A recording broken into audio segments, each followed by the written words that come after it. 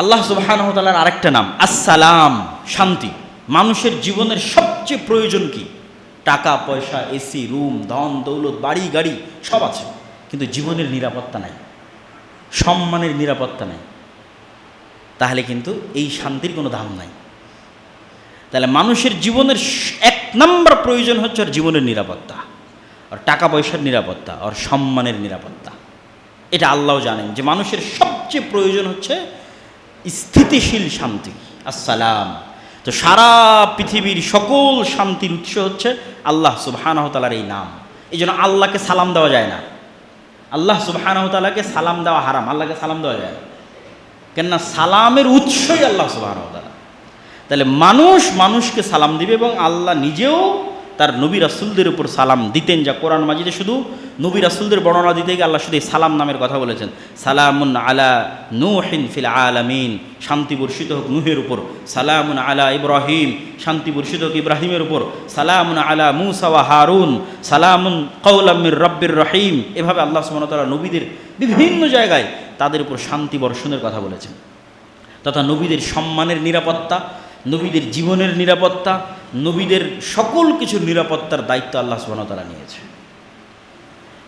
আমাদের জীবনেও যদি আমরা সবচেয়ে প্রয়োজন কোন জিনিসটা চাই, তাহলে সালাম। তাহলে এই সালামের জন্য আল্লাহ সুবহানাহু ওয়া তাআলার এই গুণের কাছে আমাদের ফিরে আসতে হবে। আল্লাহ সুবহানাহু ওয়া তাআলার একটা নাম হচ্ছে লতিফ, আল্লাহ সূক্ষ্মদর্শী। ইউসুফ আলাইহিস সালাতু ওয়াস সালামকে কুয়ায় নিক্ষেপ করা হলো, ফেরেশতা গিয়ে উদ্ধার করেনি। ইউসুফ আলাইহিস সালাতু ওয়াস সালামকে মিথ্যা অপবাদ দেওয়া হলো, জিবরাইল এসে বলল না যে ইউসুফ সত্যবাদী, না। ইউসুফ আলাইহিস সালাতু ওয়াস সালামকে জেলখানায় বন্দি করা হলো, ফেরেশতা এসে দেওয়াল ভাঙে ইউসুফকে বের করলো না। তাহলে আল্লাহ কোনো কিছু হুমজিক্যালি হঠাৎ করে ঘটান না, লতিফ, খুবই সূক্ষ্ম প্ল্যান আল্লাহ সুবহানাহু ওয়া তাআলার। মানুষ এই জন্য এখন মনে করবে এটা আমার জন্য অকল্যাণকর, কিন্তু আল্লাহ জানে এর পিছনে কি কল্যাণ আছে। তাৎক্ষণিক দৃষ্টিতে ইউসুফের কুয়ায় নিক্ষেপ হওয়া অকল্যাণকর, কষ্টদায়ক। তাৎক্ষণিক দৃষ্টিতে ইউসুফের উপর অপবাদ অকল্যাণকর, 7 বছরের জেল খাটা অকল্যাণকর, কিন্তু আল্লাহ জানেন এই প্রত্যেকটা ধীরে ধীরে কেটে যাবে, আর আমি এভাবে ইউসুফকে রাজত্ব দান করব মিশরের। এই জন্য এই আয়াত যখন কোরআনে ইউসুফ আলাইহিস সালাতু ওয়াস সালামের ঘটনা বর্ণনা করা হয়েছে, তখনও ইউসুফ আলাইহিস সালাতু ওয়াস সালাম যখন ছোটোবেলায় স্বপ্নে দেখলেন যে ইন্নী রাআইতু আহাদা আশারা কাওকাবা, মিশরে ফিরে গেলেন যখন ইউসুফ আলাইহিস সালাম রাজা, তখন তারা তাকে সম্মানের সিজদা করলেন। তো এই সম্মানের সিজদার বর্ণনা করতে গিয়ে এবার ইউসুফ আলাইহিস সালাম বলছে কোরআনের বর্ণনা, ইয়া আবাতি হাদা তা'বিলু রুইয়ায়া, হ্যাঁ আমার পিতা, এটাই ওই যে ছোটোবেলা আমি স্বপ্ন দেখেছিলাম 11টা তারকা আমাকে সিজদা করবে, ওই স্বপ্নের তাবির। ইন্না রব্বি লাতিফুল লিমা ইয়াশা, আল্লাহ যদি কিছু করতে চান হুট করে করেন না, অত্যন্ত সূক্ষ্মভাবে করেন, মানুষ বুঝতেই পারবে না কিভাবে ঘটবে। এই 11 জনের সিজদা দিতে কত ঘটনা আছে, এতগুলো ঘটনা পার হয়ে গিয়ে 11 জন সিজদা দিল। তো মূসা আলাইহিস সালাতু ওয়াস সালামকে বাঁচাতে হবে, মূসা আলাইহিস সালাতু ওয়াস সালামকে মানুষ করতে হবে। আল্লাহর প্ল্যান সূক্ষ্ম, যে তার সবচেয়ে বড় শত্রু তার ঘরে তিনি লালন পালন করলেন।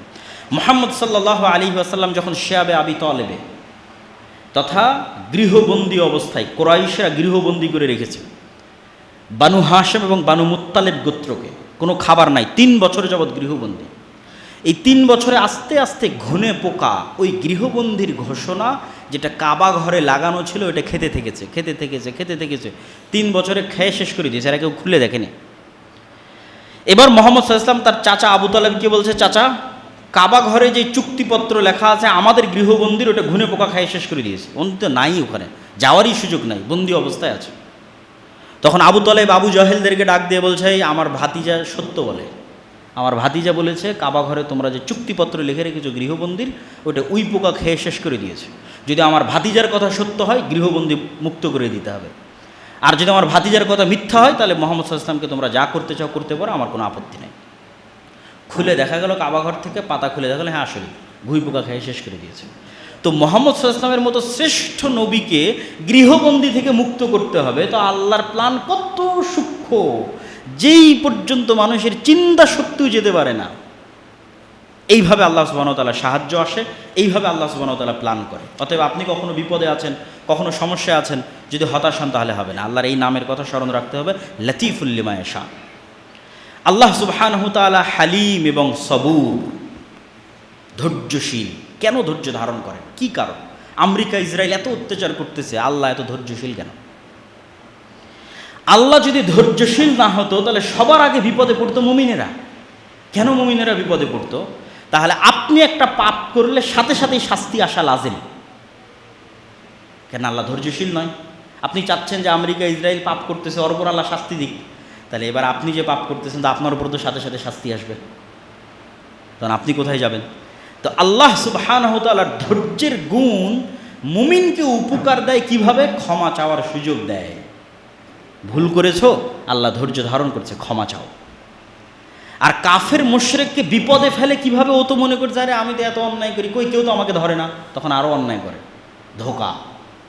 কিন্তু যখন আল্লাহ সুবহানাহু ওয়া তাআলা ধরবেন তখন ইন্না বাতশা রাব্বিকা লাশাদীদ, খুব শক্তভাবে ধরবেন। তাহলে আল্লাহ সুবহানাহু ওয়া তাআলার ধৈর্য আছে মানে আল্লাহ ছেড়ে দিচ্ছেন এটা কখনোই নয়, কিন্তু এর মধ্যে মুমিনদের উপকার আছে। এই জন্য রাসূল সাল্লাল্লাহু আলাইহি সাল্লাম একটা হাদিসে বলছেন, লাইসা আহাদুন আসবারা আলা আযান সামিআহু মিনাল্লাহ। আল্লাহ সুবহানাহু ওয়া তাআলার চাইতে আসমান এবং জমিনের মধ্যে কেউ ধৈর্যশীল নাই। ওয়ালাউ ইউআখিযুল্লাহু আন-নাসা বিজুলমিহিম, যদি আল্লাহ মানুষকে শাস্তি দিতে চাইতো মানুষের পাপের কারণে সাথে সাথে, মা তারাকা আলাইহা মিন দাব্বা, তাহলে পৃথিবীতে একটা প্রাণীও বেঁচে থাকতো না। তো সবার আগে আমরাই বিপদের মুখোমুখি হতাম। তাহলে আল্লাহ সুবহানাহু ওয়া তাআলার ধৈর্যের গুণ থাকাতে মুমিনদের লাভ আছে, আর কাফেরদের ক্ষতি কোথায়? এই জন্য ধৈর্যের গুণ সর্বশ্রেষ্ঠ। 5 জন নবী সকল নবীর উপর শ্রেষ্ঠত্বের আসনে গেছে শুধু একটা গুণে শ্রেষ্ঠ হওয়ার কারণে, সেটা ধৈর্য। 5 জন নবী, নূহ, ইব্রাহিম, মূসা, ঈসা, মুহাম্মদ সাল্লাল্লাহু আলাইহি ওয়াসাল্লাম, এই 5 জন নবী আর বাকি নবীকে অতিক্রম করে সর্বশ্রেষ্ঠ হয়েছে। কেননা তারা একটা গুণে আর অন্য সকল নবীকে পার করে গেছে, সেটা হচ্ছে ধৈর্যের গুণ। এই জন্য আল্লাহ কোরআনে আদেশ দিয়ে বলছে, ফাসবির কামা সাবারা উলুল আজমি মিনার রসুল, ধৈর্য ধারণ করেন দৃঢ় সংকল্পবদ্ধ ধৈর্য ধারণকারী রাসূলদের মতো। ধৈর্যের গুণ অতি মহৎ। আল্লাহ কোরআন মাজিদে সালাতের সাথে ধৈর্যকে যুক্ত করেছেন, তাকওয়ার সাথে, কৃতজ্ঞতার সাথে, সৎকর্মের সাথে। এমন কিছু নয় যার সাথে আল্লাহ সুবহানাহু ওয়া তাআলা যুক্ত করেননি। বিস্তারিত জুমার খুতবায় বলার সুযোগ পাচ্ছি না। ধৈর্য কয় জায়গায় বহিঃপ্রকাশ ঘটবে? 3 জায়গায়। সৎ আমলে ধৈর্য ধারণ, পাপ থেকে বিরত থাকতে ধৈর্য ধারণ, বিপদে আপদে ধৈর্য ধারণ। সৎ আমলে ধৈর্য কি? চিন্তা করলাম যে আজ থেকে 5 ওয়াক্ত সালাত আদায় করব, 2 দিন করে আর নাই, তাহলে কি নাই? ধৈর্য নাই। চিন্তা করলাম আজ থেকে প্রতিদিন কোরআন তেলাওয়াত করব, 2 দিন কোরআন তেলাওয়াত করে আর নাই, তাহলে কি নাই? ধৈর্য নাই। তাহলে সৎ আমল করতে সবচেয়ে জরুরি কি লাগে? ধৈর্য। পাপ থেকে বিরত থাকতে ধৈর্য। চিন্তা করলাম আর অশ্লীল দৃশ্য দেখব না, 2 দিন থামার পর আবার দেখলাম, ধৈর্য নাই। অন্তরের উপর কন্ট্রোল নাই। হারাম খাবো না, 2 দিন থামার পর খেলাম। সিগারেট খাবো না, 10 দিন থামার পর খাওয়া শুরু করে দিলাম, কি নাই? ধৈর্য নাই। তাহলে মানুষের সবচেয়ে প্রয়োজনীয় গুণ হচ্ছে ধৈর্য। আর সর্বশ্রেষ্ঠ হচ্ছে বিপদে আপদে ধৈর্য। বিপদে আপদে ধৈর্যের ক্ষেত্রে অসংখ্য ফজিলতের হাদিস আছে, সেগুলো বলার মতো এখানে সময় করতে পারছি না, কারণ আরও 2-1টা গুণ আল্লাহ সুবহানাহু ওয়া তাআলার বলবো। তবে এতটুকু মনে রাখেন, মুহাম্মদ সাল্লাল্লাহু আলাইহি সাল্লামের চাইতে বেশি বিপদ আপদের মুখোমুখি আপনি হননি। একই সাথে আপনার বাপও মারা গেছে ছোটোবেলায়, আপনার মাও মারা গেছে ছোটোবেলায়, আপনার জীবদ্দশায় আপনার বউও মারা গেছে, আপনার জীবদ্দশায় আপনার সব ছেলে মেয়ে মারা গেছে, একটা মেয়ে বাদে। এই ঘটনা পৃথিবীর কারোর সাথে ঘটেনি। হয়তো আপনার বাপ মারা গেছে কিন্তু বাকিরা আছে, হয়তো আপনার বউ মারা গেছে কিন্তু ছেলে মেয়ে আছে, বাপ আছে। কিন্তু একই সাথে একজন ব্যক্তির সাথে এই ঘটনা ঘটবে, ছোটোবেলায় বাপ মারা গেছে, তারপরে মা মারা গেছে, স্ত্রী মারা গেছে জীবদ্দশায়, বড় বড় মেয়ে, বিবাহিত মেয়েকে নিজের হাতে কবরে দাফন করে দিয়ে এসেছে। রোকাইয়া, উম্মে কুলসুম, জাইনাব, একজন সন্তান মাত্র বেঁচে ছিল, ফাতেমা। তো মুহাম্মদ সাল্লাল্লাহু আলাইহি ওয়াসাল্লামের চেয়ে বেশি বিপদগ্রস্ত আপনি নন, আপনার জীবনে কোথাও নন। আর আল্লাহ সুবহানাহু ওয়া তাআলার দয়া বিপদ দিয়ে বোঝা যায় না। আল্লাহর নবী বললেন, আল্লাহ যাকে সবচেয়ে বেশি ভালোবাসে ওকে বেশি পরীক্ষা করে। তাহলে কি দিয়ে বুঝবেন আল্লাহ আপনার উপর দয়া করছে কিনা? আপনি 5 ওয়াক্ত সালাত আদায় করতে পারেন? যদি পারেন তাহলে আল্লাহ আপনার উপর দয়া করছে। ফজরে উঠতে পারেন? হ্যাঁ পারি, তাহলে আল্লাহর দয়া আপনার উপর আছে। বিপদে পড়েছেন তার মানে আল্লাহর দয়া নেই, এটা ভুয়া কথা। তাহলে নবীরা কোনোদিন বিপদে পড়তো না, ইউসুফ কোনোদিন বিপদে পড়তো না, মুহাম্মদ সাল্লাল্লাহু আলাইহি ওয়াসাল্লাম কোনোদিন বিপদে পড়তো না। আল্লাহর দয়া আপনার উপর আছে, তার প্রমাণ কি? আপনি সালাত আদায় করতে পারছেন, কোরআন করতে পারছেন, দান করতে পারছেন, আল্লাহর দয়া আপনার উপর আছে। নাই, গুনাহে ব্যস্ত আছেন, তাহলে আল্লাহর দয়া আপনার উপর নাই। আর ধৈর্য ধারণ করার সবচেয়ে সহজ বুদ্ধি কি? ইন্না লিল্লাহি ওয়া ইন্না ইলাইহি রাজিউন। এই একটা বাক্যই ধৈর্য ধারণ করার জন্য যথেষ্ট। কেন যথেষ্ট? ইন্না লিল্লাহ, আমি আমার নিজের মালিক নই। আমার এই হাত, আমার পা, আমার জীবন, আমার চুল, এগুলো একটা আমার কথা শোনে না। শোনে নাকি? আপনি এখন গোস্ত খান, খেয়ে বলেন যে এটাকে তুমি প্রোটিন হিসেবে না, এটাকে তুমি অন্য একটা হিসেবে গ্রহণ করো। অথবা চিনি খান, চিনি খেয়ে বলেন আপনার শরীরকে যে এটাকে তুমি সুগার হিসেবে না, এটাকে প্রোটিন হিসেবে গ্রহণ করো। শরীর আপনার কথা শুনবে? এক সেকেন্ডের জন্য শরীর আপনার কথা শোনে না। শরীরকে যেই মেকানিজমে সেট করা আছে ওটা পৃথিবীর কোনো ডাক্তার লঙ্ঘন করতে পারবে না। তাহলে শরীর কার কথা শোনে? আল্লাহ সুবহানাহু ওয়া তাআলার কথা শোনে। তাহলে আপনার শরীরের মালিক কে? তো যখন আপনি আপনার নিজেরই মালিক হলেন না, তাহলে আপনার টাকার মালিক কে? আপনার ছেলের মালিক কে? আপনার বাড়ির মালিক কে? আল্লাহ। এবার ওয়া ইন্না ইলাইহি রাজিউন, আর একদিন না একদিন আমাকে আল্লাহর কাছে যেতেই হবে। তাহলে আপনি যদি আল্লাহর কাছে যান, তাহলে আপনার বাড়ি, গাড়ি, ধন সম্পদ, টাকা পয়সা, ছেলে মেয়ে সবগুলো আল্লাহর কাছে ফিরে যাবে। তাহলে এখন ইনস্ট্যান্ট আপনি চিন্তা করেন আপনার 50,000 টাকা হারিয়ে গেছে, তা আপনি কি চিন্তা করবেন? না, আরে আমি তো আমার মালিক না। আল্লাহ চাইলে দেখুন আমাকেই নিয়ে যেতে পারতো। 50,000 টাকা আর কি, ওটার মালিক তো আমি ছিলাম না। মনে করেন আপনার ছেলে মারা গেছে, ইন্না লিল্লাহ, আরে আমি তো আমার নিজের মালিক না, চাইলে তো এখন আল্লাহ আমাকেই নিয়ে যেতে পারতো। আমার ছেলের মালিক কেমনি আমি? আমার ছেলেকে আল্লাহ নিয়ে চলে গেছে। ওয়া ইন্না ইলাইহি রাজিউন, আচ্ছা আজকে যাইনি, কাল তো যেতে হবে। আজ বেঁচে গেছি কিন্তু কাল তো যেতে হবে। এই একটা বাক্য ধৈর্য ধারণের জন্য যথেষ্ট। আল্লাহ সুবহানাহু ওয়া তাআলার একটা গুণ হচ্ছে শাকুর, আল্লাহ শুকরিয়া আদায়কারী। আল্লাহর শুকরিয়া আদায়ের কি দরকার? এটা একটা ব্যতিক্রম গুণ। আপনি মানুষের উপকার করবেন, শুকরিয়া আদায় করবে আল্লাহ। মনে করেন আপনি টাকা দিয়ে কাউকে হেল্প করলেন, ওই টাকাটা আপনাকে কে দিয়েছে? আল্লাহ দিয়েছে। টাকাটা কি আপনি আল্লাহকে দিলেন না আর এক মানুষকে দিলেন? আর এক মানুষকে দিলেন, কিন্তু শুকরিয়া কে আদায় করবে? টাকাও দিল আল্লাহ, ওই টাকাটা আল্লাহ নিজে নিল না, কিন্তু উনি শুকরিয়া আদায় করবে। এই জন্য মানুষকে উপকার করে মানুষের শুকরিয়া চাইয়েন না, মানুষের কৃতজ্ঞতা চাইয়েন না। কৃতজ্ঞতা কে স্বীকার করবে? আল্লাহ। একটা পতিতালয়ের মহিলা একটা কুকুরকে পানি পান করিয়েছে, তো হিসাবে কৃতজ্ঞতা আদায় করা উচিত কুকুরের। তো কুকুর আর কতটুকু কৃতজ্ঞতা আদায় করবে? সর্বোচ্চ মনিবের অনুগত থাকবে। আর কৃতজ্ঞতা যদি আল্লাহ আদায় করে তাহলে সব গুনাহ ক্ষমা করে দিয়ে জান্নাতে দিয়ে দিয়েছে। তাহলে আপনি মানুষের কৃতজ্ঞতা চান না, আল্লাহ শাকুর। আল্লাহ বলছে আমি শুকরিয়া আদায় করি। তোমার এত কিসের টেনশন? মানুষকে দিয়ে ভুলে যাও, শুকরিয়া আল্লাহ আদায় করবে। আল্লাহ সুবহানাহু ওয়া তাআলার আরেকটা গুণ করিম, মহানুভব। এইটা বাংলা অনুবাদ করে আপনাকে আমি বুঝাতে পারবো না উদাহরণ দেওয়া ছাড়া। মনে করেন আমি একজন আলেম, আমার মধ্যে জ্ঞানের গুণ আছে, কিন্তু আমি মহানুভব নই। মনে করেন আমি দানবীর, দান করি, কিন্তু আমি মহানুভব নই। মনে করেন যে আমি অন্যের উপকার করি, পরোপকারী, কিন্তু আমি মহানুভব নই। তিনজন মানুষের নাম বললাম, একটা আমি দানবীর, আমি পরোপকারী, আমি জ্ঞানী, কিন্তু মহানুভব নই, করিম নই। কেমনে বুঝবেন করিম নই?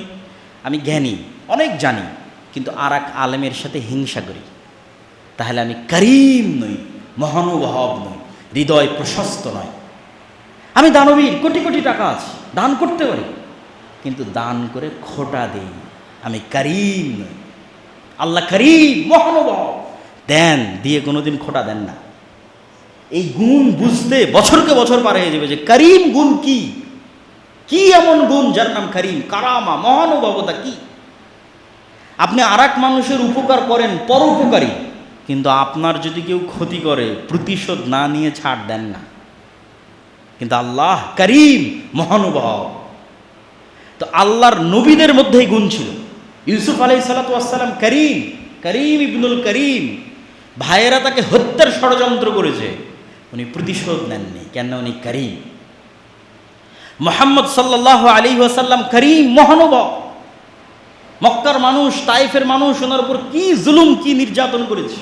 বলছেন সারা পৃথিবী যত দয়ার উপর টিকে আছে, এই সকল দয়া মহান আল্লাহর 1% দয়ার কারণে এরা পরস্পরের উপর দয়াশীল। আল্লাহ তার 1% দয়া পৃথিবীর মধ্যে বন্টন করে দিয়েছেন। আর ৯৯টা দয়া আল্লাহ সুবহানাহু ওয়া তাআলা তার কাছে রেখে দিয়েছেন, কিয়ামতের মাঠে বহিঃপ্রকাশ ঘটাবেন। আল্লাহু আকবার। রাসূল সাল্লাল্লাহু আলাইহি ওয়াসাল্লামের হাদিসগুলো বলি আল্লাহর দয়া সম্পর্কে।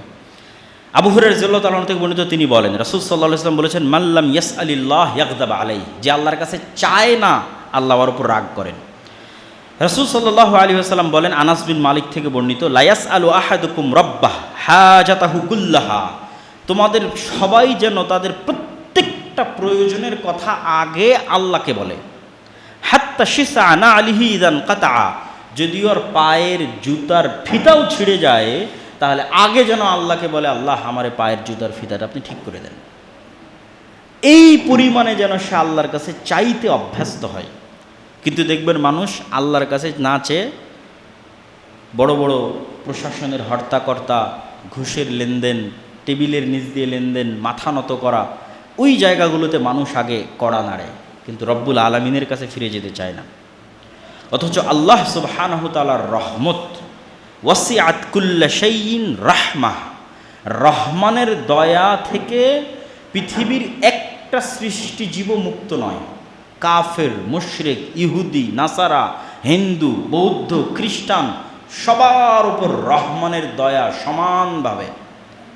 রাহিমের দয়া নয়, রাহিমের দয়া শুধু মুমিনদের জন্য, নবীদের জন্য, রাসূলদের জন্য, সিদ্দিকদের জন্য। কিন্তু কমন দয়া যেটা রহমানের দয়া, খেতে পাবে, চলতে পাবে, ফিরতে পাবে, শ্বাস প্রশ্বাস নিতে পারবে, এই দয়া সবার উপর। কেউ যদি আল্লাহকে গালি দেয় তার উপর আল্লাহর দয়া আছে, রহমানের দয়া আছে। ওমর ইবনুল খাত্তাব রাদিয়াল্লাহু তাআলা আনহু থেকে বর্ণিত, তিনি বলেন, একদিন কিছু বন্দীকে নিয়ে আসা হলো। তার মধ্যে একজন মহিলা অস্থিরভাবে তার ছোট্ট শিশুকে খুঁজতেছিল। যখন সে ছোট্ট শিশুটাকে পেল, ফাল জাকাতহু বিবাতনিহা ওয়ারদাআতহু, বুকের সাথে জড়িয়ে নিয়ে তাকে দুধ পান করাতে লাগলো। তখন রাসূল সাল্লাল্লাহু আলাইহি ওয়াসাল্লাম বললেন, আতারাউনা হাদিহিল মারআ তারিহাতান ওয়ালাদাহা ফিন্নার, তোমরা কি মনে করো হে সাহাবীরা, এই মহিলা তার বাচ্চাকে আগুনে নিক্ষেপ করতে পারে? তখন সাহাবীরা বলল, লা ওয়াল্লাহ, অসম্ভব, যে মা তার সন্তানকে এত ভালোবাসে সে কেমনে তার সন্তানকে আগুনে নিক্ষেপ করবে? ওয়াহিয়া তাকদিরু আলা আল্লাহ তাতরাহ, ফাকাল রাসূলুল্লাহ সাল্লাল্লাহু আলাইহি ওয়াসাল্লাম, আল্লাহু আরহামু বিইবাদি মিন হাযিহি বিওয়ালাদিহা, এই মা তার সন্তানকে যত ভালোবাসে আল্লাহ তার বান্দাদেরকে তার চেয়ে বেশি ভালোবাসে। এটা হচ্ছে আল্লাহ সুবহানাহু তাআলার দয়া। আল্লাহ সুবহানাহু তাআলার দ্বিতীয় গুণ, যেটা ইসমে আজম হওয়ার সম্ভাবনা আছে, যেটা আয়াতুল কুরসিতে শুরু হয়েছে, আল্লাহু লা ইলাহা ইল্লা হুয়াল হাইয়ুল কাইয়্যুম। আমরা যখন এই গুণটার অর্থ করি যে চিরঞ্জীব, চিরস্থায়ী, তখন কিন্তু বোঝা যায় না যে এই গুণটার আসলে মর্মার্থ কী। একটা উদাহরণ দিলে আপনি এই গুণের মর্মার্থটা বুঝতে পারবেন। মনে করেন বাবা বৃদ্ধ, বয়স্ক, কিন্তু তারপরেও কাজবাজ করতে পারে, ইনকাম করতে পারে, টাকা নিয়ে আসতে পারে। তো এরকম সময়ে ছেলে খুব হতাশ, বাবার ছেলে খুব হতাশ, কেমনে পড়াশোনা করবে, কেমনে শিক্ষা অর্জন করবে, কেমনে বিদেশে যাবে, টাকা পয়সা কেমনে উপার্জন করবে।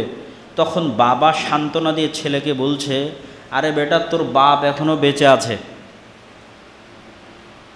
তোর বাপ এখনো মরেনি, তোর বাপ এখনো বেঁচে আছে, তোকে কি করা লাগবে, কি খাওয়ানো লাগবে, কোথায় পাঠানো লাগবে, কি পড়ানো লাগবে, তোর বাপ বেঁচে থাকতে তুই চিন্তা করিস না। তো মানুষ যে আর এক মানুষকে চ্যালেঞ্জ দেয় যে আমি কিন্তু এখনো বেঁচে আছি, মরিনি রে, তো আল্লাহ বলছে, আল্লাহু লা ইলাহা ইল্লা হুয়াল হাইয়ুল কাইয়্যুম। মানুষ যখন চরম বিপদে, তখন যেন আর মনে থাকে যে আল্লাহ মরেনি, আল্লাহ মরে না, বেঁচে আছে, আল হাই। এই জন্য রাসূল সাল্লাল্লাহু আলাইহি ওয়াসাল্লাম বদরের যুদ্ধে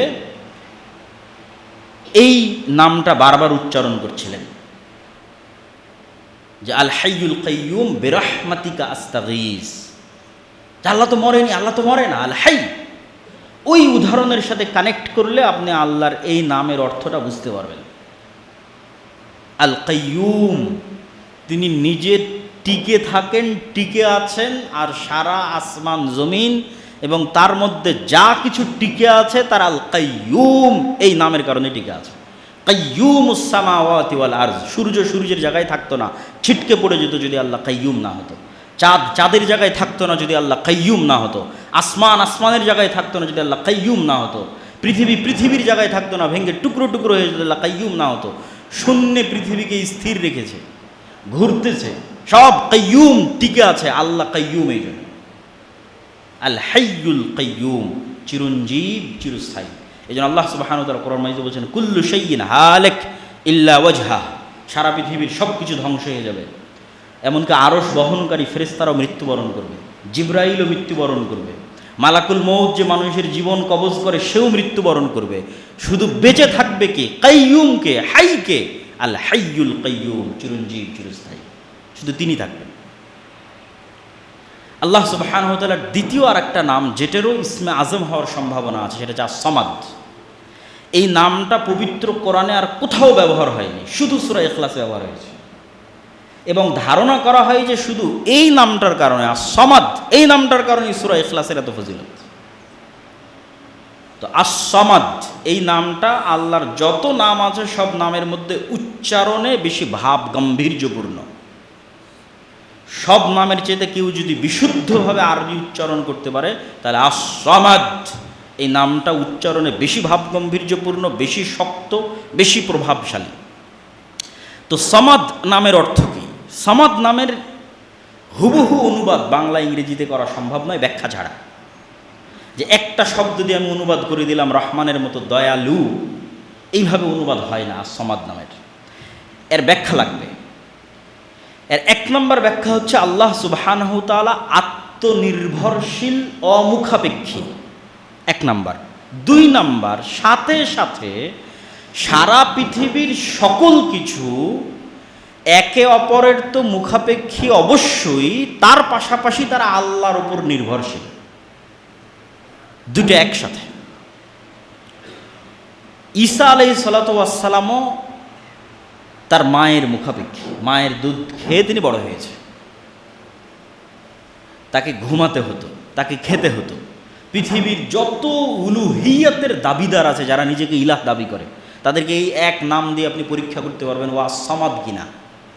আত্মনির্ভরশীল, স্বয়ং সম্পূর্ণ, অমুখাপেক্ষী, শতভাগ কিনা, শতভাগ। না খেয়ে থাকতে পারবে কিনা, কতদিন? না ঘুমিয়ে থাকতে পারবে কিনা, কতদিন?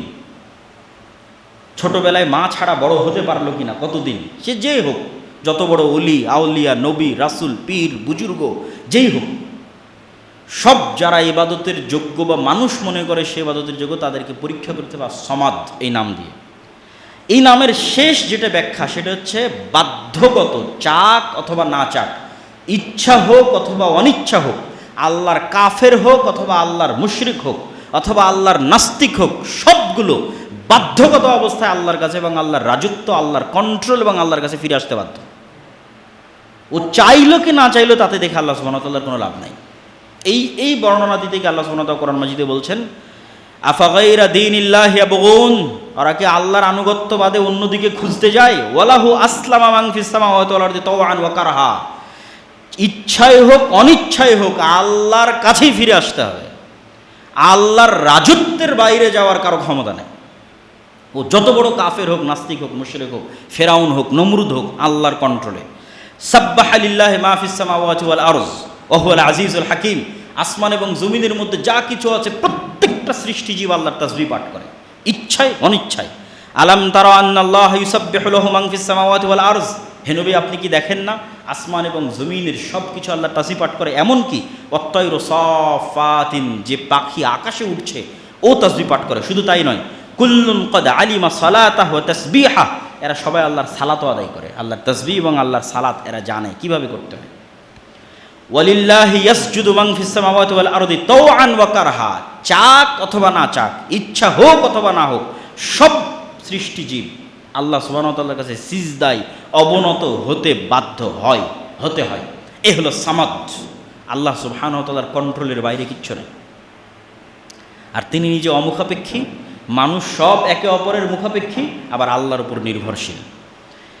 আল্লাহ সুবহানাহু ওয়া তাআলার পরের যে গুণ আমরা আলোচনা করব সেটা হচ্ছে আল আজিজ।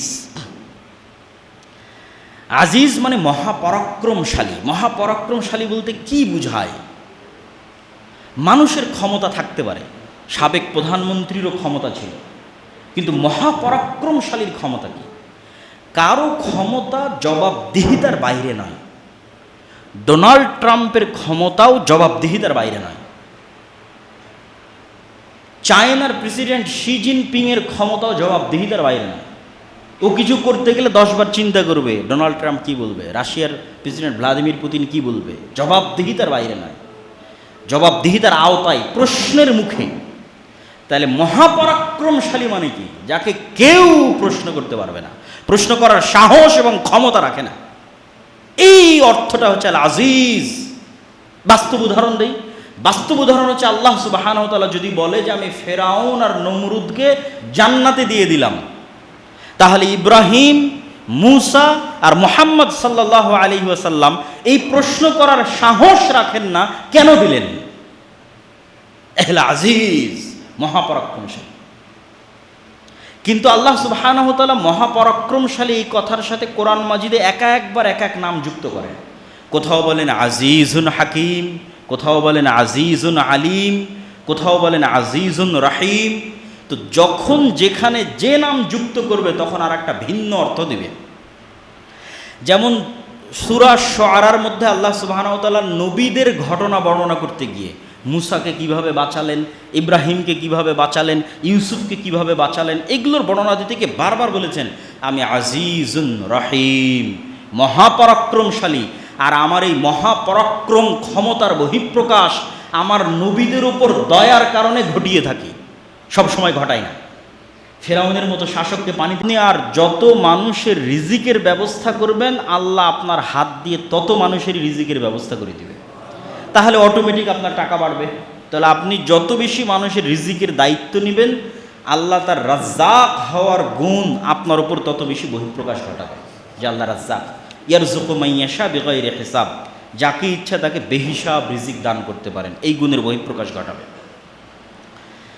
আল্লাহ সুবহানাহু ওয়া তাআলার নাম এবং গুণের মধ্যে আমরা প্রথমে আলোচনা করেছি যে আল্লাহ এই নামটা প্রপার নাউন, কোনো ল্যাঙ্গুয়েজে ট্রান্সলেশন সম্ভব নয়, এবং এটা আল্লাহর সর্বশ্রেষ্ঠ এবং সর্বোচ্চ সবচেয়ে মহান নাম। এই জন্য কালেমা তয়্যিবা এই নামই নামকরণ করা আছে, লা ইলাহা ইল্লাল্লাহ, আল্লাহু আকবার। এই জন্য সব কাজের শুরুতে আল্লাহ, বিসমিল্লাহ, বিসমিল্লাহির রহমানির রহিম। পশু প্রাণী জবাইয়ের শুরুতে আল্লাহ, এই নামটা সবচেয়ে মহান এবং সবচেয়ে গুরুত্বপূর্ণ। এই নামের পরে আল্লাহ সুবহানাহু ওয়া তাআলার গুরুত্বপূর্ণ কয়েকটা নামের ব্যাখ্যা আজকে আমরা আপনাদের সামনে তুলে ধরার চেষ্টা করব এই আলোচনায়। আল্লাহ সুবহানাহু ওয়া তাআলার একটা নাম হচ্ছে রহমান, দয়ালু। তো আল্লাহ সুবহানাহু ওয়া তাআলার দয়া এবং মানুষের দয়ার মধ্যে পার্থক্য কিভাবে বুঝবেন? মানুষও তো দয়ালু হয়। মানুষ দয়ালু হয় কিভাবে? আপনি কারো কাছে গিয়ে চাইলে, কাঁদলে, নিজের দুঃখ কষ্ট তুলে ধরলে তখন মানুষ দয়ালু হয়। যে আমি এই বিপদে পড়েছি, আমার টাকা পয়সা হারিয়ে গেছে, আমার বাচ্চা অ্যাক্সিডেন্ট করে অসুস্থ অবস্থায় মেডিকেলে আছে, প্রকাশ করতে হয় যে আমি এই অবস্থায় আছি, আমাকে সহযোগিতা করেন। তখন মানুষের অন্তরে দয়া তৈরি হয়। 2 নম্বর, মানুষের কাছে আপনি যদি সাহায্য চান তাহলে হয়তো একবার দিতে পারে, 2 বার দিতে পারে, কিন্তু বারবার চাইলে বিরক্ত হয়, রেগে যায়, বিতাড়িত করে দেয়। আর আল্লাহ সুবহানাহু ওয়া তাআলার দয়া এগুলোর থেকে এতটাই ব্যতিক্রম যে আল্লাহ সুবহানাহু ওয়া তাআলার কাছে না চাইলে রাগ করে, আর যত চাওয়া হয় তত খুশি হয়। আল্লাহু আকবার। মানুষের কাছে চাইলে মানুষ রাগ করে, আল্লাহ সুবহানাহু ওয়া তাআলার কাছে যত চাইবেন তত খুশি হবে। চাইবেন না তবে রাগ করবে যে কেন চাইল না।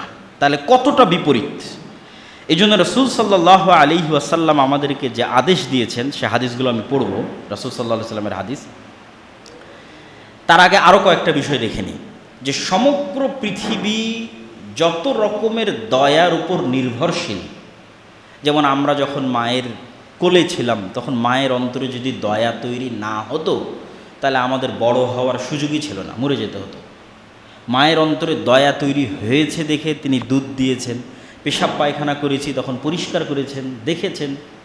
এরকম সৃষ্টিজীবের সকল পশু প্রাণী একজন আরেকজনের দয়ার উপর নির্ভরশীল। ডলফিন যখন অসুস্থ হয় তখন আর 10টা ডলফিন মাছ ওকে উপরে তুলে রাখে যাতে ও একটু নিঃশ্বাস নিতে পারে।